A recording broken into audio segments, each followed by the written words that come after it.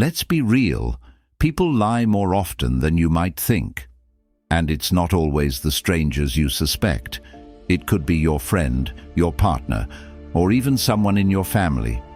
We like to believe we're good at spotting lies, but the truth is, we often ignore the red flags because we want to trust the people close to us. I've been there. I used to think I was a great judge of character until I discovered that someone I trusted had been lying to my face for months. The issue wasn't that I didn't see the signs, it was that I chose to overlook them. They were right in front of me. The subtle shifts in behavior, the exaggerated explanations, the sudden defensiveness. But I convinced myself it was nothing. Here's the truth.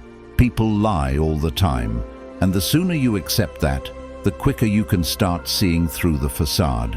So, if you're ready to strip away the illusions and face reality, here are some undeniable signs you're being lied to. Brace yourself, because it might hit closer to home than you think. Number 1, body turned away from you. Ever notice when someone's body is angled away from you, even if they're talking directly to you? It's as if their words say, I'm engaged, but their body screams, I'd rather be anywhere else right now. This subtle, almost sneaky signal is something people often overlook, but it speaks volumes. Let me share a real example. I once had a friend who during deeper conversations would subtly shift his body away. At first, I thought it was just how he sat, or that he was uncomfortable. But the more it happened, the clearer it became. Whenever we discussed something personal or uncomfortable, his body would start turning away, as if trying to physically escape the conversation. I didn't need a psychology degree to sense that something was off. Eventually, I found out he had been lying about a few things. Nothing major, but enough to break some trust. His body knew it before his words ever let it slip. Here's where the controversy lies. Many people dismiss body language as unimportant or overthinking, but they're mistaken. Your body doesn't lie the way your words can when someone turns their body away from you. Even slightly, it's like their subconscious is trying to distance themselves from the truth. Most of us ignore these signs because we don't want to deal with what they might mean. We convince ourselves it's just a habit or no big deal. But let's be honest, if someone is physically distancing themselves from you, it's a red flag. It may not always indicate a massive lie, but it's definitely a sign that something is off. Here's the deeper point when people can't face you directly. It's not just about comfort, it's about confrontation.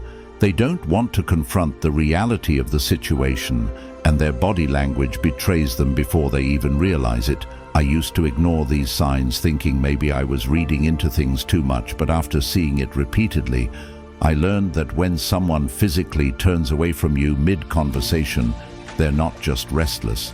They're subconsciously trying to avoid being fully seen, because deep down they're hiding something. The real message here, body language doesn't happen in a vacuum. If someone's body turns away from you while they're speaking, it signals discomfort with the discussion. They might be trying to shield themselves, not from you, but from the truth they don't want to reveal. It's like they think if they turn away, they can escape your ability to see through them. Here's what I've learned. Don't ignore these signs. It might feel awkward to notice, and even more awkward to address. But body language is one of the most honest forms of communication. When someone turns away from you, they're creating distance emotionally, mentally, and physically. If you don't address it, that distance will only grow.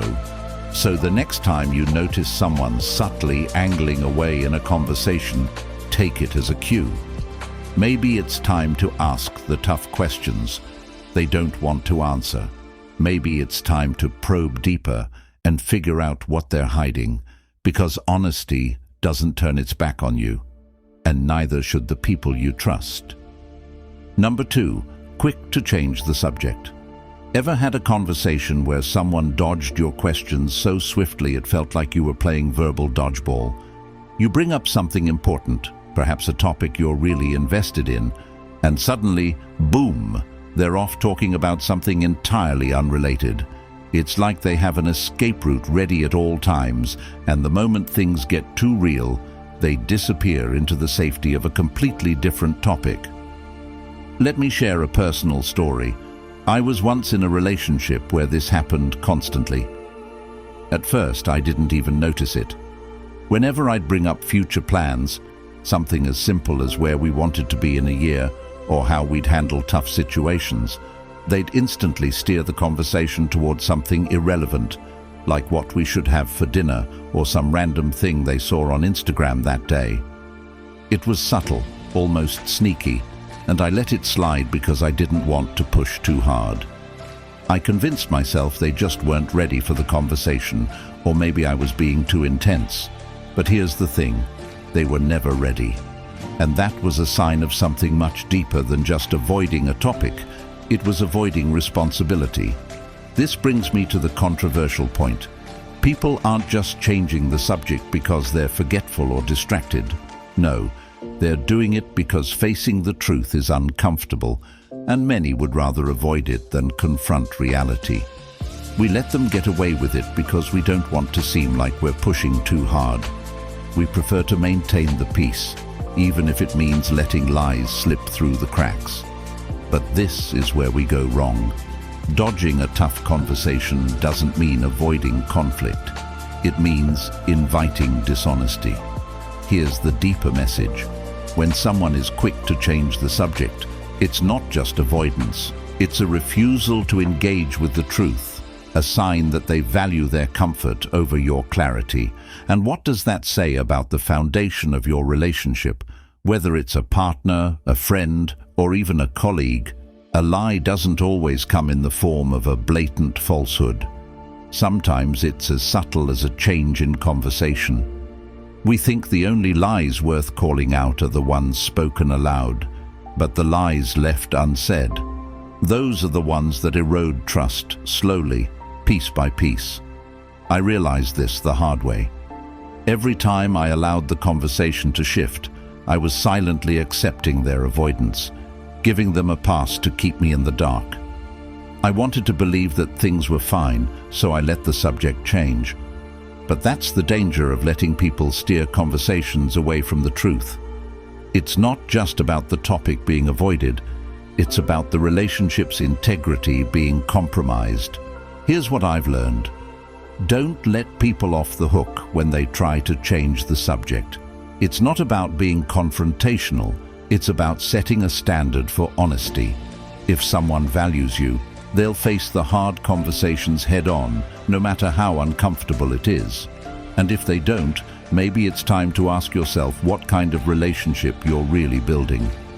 Because truth, however difficult, builds stronger bonds than any carefully constructed lie.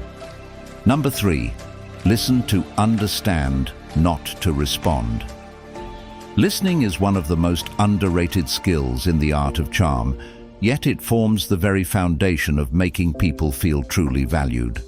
The problem is, most of us don't genuinely listen. We're often too busy waiting for our turn to speak, crafting our next brilliant response. In doing so, we miss the chance to actually hear what someone is saying. This is the fastest way to make someone feel invisible. Here's a controversial truth. If you're not listening to understand, you're wasting your time. I've been guilty of this myself, sitting in conversations, nodding along, pretending to be engaged while mentally preparing my next point. And guess what? People can sense it. They know when you're just waiting for your turn to talk. It doesn't make them feel valued. It makes them feel used. That's not charm. That's selfishness. When you listen to truly understand, you're not only showing respect to the other person, but you're also building a connection that's deeper than mere surface-level chit-chat. You're providing them with the space to be heard, without the pressure of a back-and-forth debate.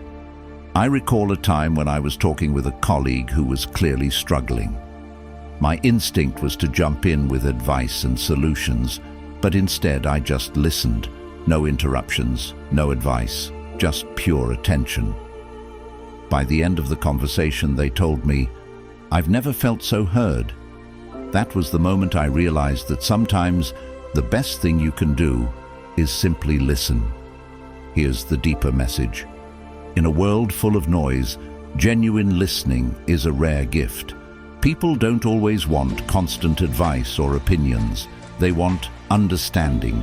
They want to feel like someone truly gets them. When you offer that gift, you stand out as someone who genuinely cares. That's charm.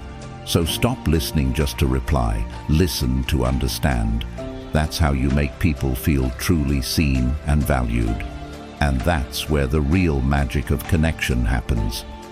Number 4, laughing off serious topics. Have you ever tried to have a serious conversation with someone only to have them laugh it off as if it's nothing? You're there trying to address something meaningful, maybe a personal issue or something that's been bothering you, and they respond with an awkward chuckle, brushing it off and moving on. It's like they're using humor as a shield to dodge the truth. At first, it might seem innocent, even charming, but when someone laughs off serious topics, it's often a sign they're hiding something. Here's a personal story. I was once in a relationship where I tried to bring up important issues, real talk, the stuff that matters. I'd say something like, "I've been feeling disconnected lately," and the response would be a laugh followed by, "Oh, you're overthinking things. Relax." That laugh wasn't just a casual reaction. It was a way to dismiss the conversation and avoid dealing with the issue. Over time, I noticed that any attempt to address something serious was met with humor, sarcasm, or a quick joke. I realized that laughter was being used as a way to dodge accountability and avoid facing uncomfortable truths. Here's where it gets controversial. We've all been conditioned to think humor is a positive thing. It lightens the mood, diffuses tension, and makes everyone feel comfortable. But when someone constantly uses laughter to sidestep serious topics, it's a red flag. They're essentially trying to smuggle lies past you, disguised as jokes. Most people will let them get away with it, because no one wants to be the buzzkill who presses too hard on a topic after it's been turned into a joke. People laugh off serious issues because they don't want to deal with the weight of the conversation. It's an escape route, plain and simple. They want to keep things light and breezy so you don't dig deeper. Here's the truth. Real conversations, the ones that matter, aren't always easy or light-hearted. They're supposed to challenge you, make you think, and push you toward honesty. If someone can't handle that, you have to ask yourself what they're really hiding behind those laughs.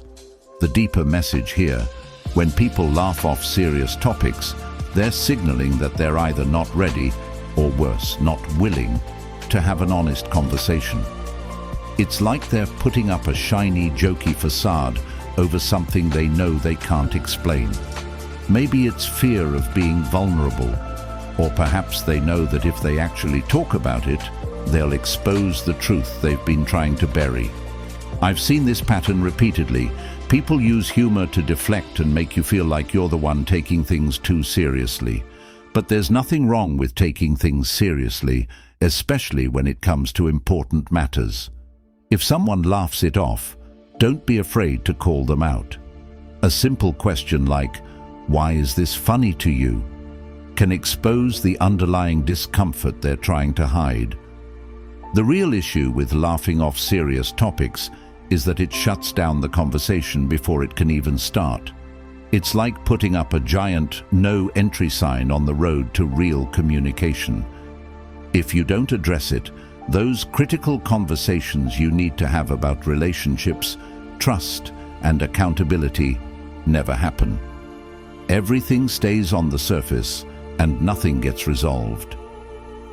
The deeper takeaway: honesty isn't always fun or light-hearted, and it shouldn't be laughed away. If someone can't take serious things seriously, it's not just about dodging one conversation, it's about avoiding real connection and truth. If they can't face tough topics with you, how much trust can you really put in them? So, The next time someone laughs off a serious conversation, don't let it slide. Ask the hard questions and press on the uncomfortable truth. Laughter may lighten the moment, but it doesn't erase the weight of what's really going on underneath. If they're not willing to drop the act, you've got your answer. They're not being honest with you. Number 5, defensive without cause. Ever ask someone a simple, harmless question and have them respond as if you've accused them of a crime? It's like, "Hey, did you grab the last slice of pizza?" And suddenly they launch into a long-winded explanation about how they would never do something like that, and how dare you even suggest such a thing. It's an overreaction that seems disproportionate to the question asked. This is what I call getting defensive without cause, a massive red flag that screams, "I'm hiding something." Let me share a story. I was once part of a group project, and one of my teammates started acting strangely defensive whenever I asked for an update on his part of the work. I'd ask, "How's it going with the report?" A pretty normal question, right? But he'd immediately go on the defensive, saying things like, "Why do you always think I'm slacking off? I've been working hard. I don't need to be micromanaged." This was the same guy who spent most of our meetings scrolling through his phone. It wasn't long before we discovered he had barely done any of his share and was trying to cover it up the whole time. Here's the controversial part. People who get overly defensive when there's nothing to worry about are often the ones hiding something. It's the classic "hit dog will holler" phenomenon. From my experience, when someone reacts this way, it's a good time to take a step back and assess the bigger picture. What are they so desperately trying to protect? Because if someone is truly innocent or has nothing to hide, they won't feel the need to turn a casual question into an attack on their character. Honest people are calm and straightforward. Guilty people are on high alert, like they're waiting for the hammer to drop. Here's the deeper message. When people act defensive without a real reason, it's their guilt talking, not their integrity. You need to be bold enough to recognize that their overreaction isn't about you being out of line. It's about them trying to keep you from uncovering the truth. They're like a house with all the doors locked, hoping you never try to open them while you're holding the key. Ignoring these defensive reactions allows lies to thrive. We teach people that they can get away with deception by making us feel guilty for asking. It's not about being rude or intrusive. It's about valuing honesty over comfort. People will twist themselves into knots to avoid being caught in a lie, and defensiveness is just one of their tactics. So the next time someone gets ridiculously defensive over a question that doesn't warrant it, don't back down. Stay curious. Push a little harder, because 9 times out of 10, their reaction is a smokescreen designed to cover up the truth. And you deserve better than to live behind that smoke. Number 6, overly polished details. Have you ever heard someone tell a story that's so perfectly polished it feels like it was rehearsed for an Oscar-winning performance? Every detail is meticulously placed, the timing is impeccable, and the narrative flows so seamlessly it almost feels too good to be true. Well, guess what? It probably is. I've encountered this scenario more times than I care to admit. There was a guy I knew, let's call him Jake, who could spin stories like no one else. His tales had the kind of cinematic flair you'd expect from a Hollywood script. One time he recounted a supposed business deal he closed, describing every moment as though he were giving us a play-by-play from a James Bond movie. The story was so smooth, it seemed like a scene from a film, complete with the exact second he signed the contract and a firm handshake while gazing over the city skyline. You could almost hear the dramatic soundtrack swelling in the background. The problem is, reality is messy. Life doesn't follow a script. When someone's story sounds like it's been rehearsed for a TED Talk, your lie detector should be going off. It turned out Jake had exaggerated half of his story and fabricated the other half. But here's the controversial part. Most people avoid calling out these overly polished details because, let's face it, we enjoy a good story. We love hearing tales that are neat, engaging, and easy to digest, so we let it slide, even when our gut tells us something's off. This is precisely how liars get away with deception. They rely on our desire for a tidy narrative. We want the story to make sense, to be clean and straightforward. The messiness of the truth is inconvenient. When someone's story is too smooth, it's likely fiction rather than fact. Here's where it gets deeper. When someone polishes the details excessively, they're not just trying to impress you, they're trying to control the narrative. They want you to believe a version of events that benefits them, crafted to perfection, like they're the director, writer, and star of their own movie, and you're just the audience, expected to clap along without question. Real life isn't perfect. I learned this the hard way when I started probing deeper into Jake's stories. Whenever I asked for more details, things began to unravel. The crisp edges of his narrative blurred, turning what had once been a flawless tale of success into a patchy, awkward mess. Liars can rehearse, but they struggle with follow-up questions. Real-life details are chaotic, and when someone's story is too smooth, it's a sign they're spinning a fantasy rather than recounting the truth. The deeper message here is that life is complex, messy, and full of imperfection, and that's a good thing. When someone presents you with a story where every detail is perfectly aligned, where nothing goes wrong and everything clicks into place, they're selling you an illusion. If you buy into it, you're doing yourself a disservice. Real connection, trust, and relationships aren't built on fairy tales. They're built on raw honesty, even when it's uncomfortable. So the next time you hear a story that's too polished, don't just sit back and enjoy the show. Ask questions, dig deeper. Real truth is messy, and if someone isn't willing to show you the imperfections, they're not showing you the truth at all. Remember, life doesn't need to be perfect, to be honest, and anyone who pretends otherwise is probably hiding something they don't want you to see. Number 7, vagueness. When pressed for specifics, have you ever had that moment when you ask someone for details, and suddenly they turn into a poet full of ambiguity and grand gestures, but no actual information? You press them for specifics, dates, names, facts, and they respond with a bunch of fluff, circling around the point like they're dancing in a fog. It's one of the most frustrating things, but it's also a massive red flag. If someone can't give you straight answers when pressed, they're probably hiding something. Let me give you an example from my own life. I once had a co-worker who would always talk about these big deals they were closing, but whenever anyone asked for more details, like what companies they were working with or how far along the negotiations were, it became an art form in evasion. They'd say things like, "Oh, you know, we're just in the early stages. Some really exciting conversations are happening. Can't say too much right now, but it's huge." Weeks would pass, and we'd ask again, and it was the same song and dance. Eventually, we found out there was no deal at all. He'd made up half the conversations. He was bluffing, hoping nobody would dig too deep. Here's the controversial part. When someone gets vague when you ask for specifics, it's not just about being secretive, it's about lying.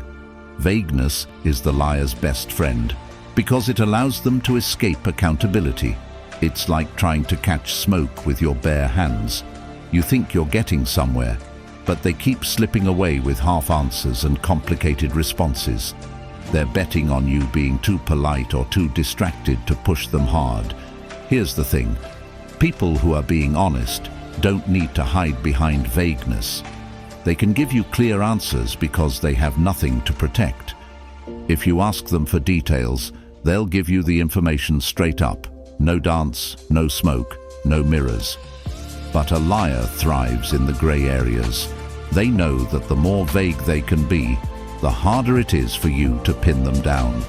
It's classic avoidance behavior, and most people fall for it because we've been trained not to push too hard. We don't want to come off as rude or needy for answers. Let's be real for a second. We've all been vague ourselves at times. Maybe we weren't prepared, felt cornered, or didn't want to admit we didn't know something. But there's a difference. Someone who's honest will own up to that. "I'm not sure right now," or "I need to check on that," is a whole lot different than giving you a bunch of fluff just to seem in control. Here's the problem. When people deliberately use vagueness to avoid being caught, they're undermining the foundation of trust in your relationship, whether personal or professional. They're relying on your good nature to not push too hard, banking on the idea that you'll let it slide because pressing for specifics feels awkward. The deeper message here, integrity and trust, are built on clarity. When someone won't give you straight answers, they're afraid of what the details will reveal. It's like they're building a wall of vagueness to keep you from seeing the truth. If they can't tear down that wall for you, you have to ask yourself why they're building it in the first place. So the next time someone gives you a vague answer when you're pressing for specifics, don't back down. You deserve clarity, and anyone who respects you enough will be willing to give it to you. Vagueness might seem like a small issue, but it's a big sign of deeper problems that can erode trust faster than any lie ever could. Lies don't always come wrapped in obvious deceit. Sometimes it's the little things, the vague answers, the polished stories, the awkward laughs that give it all away. Pay attention to these subtle signs, and you'll see the truth people try to hide in plain sight. Don't be afraid to ask the hard questions, and don't settle for half-truths. At the end of the day, you deserve honesty, and those who can't provide it are the ones you need to let go of. Stay sharp and stay true.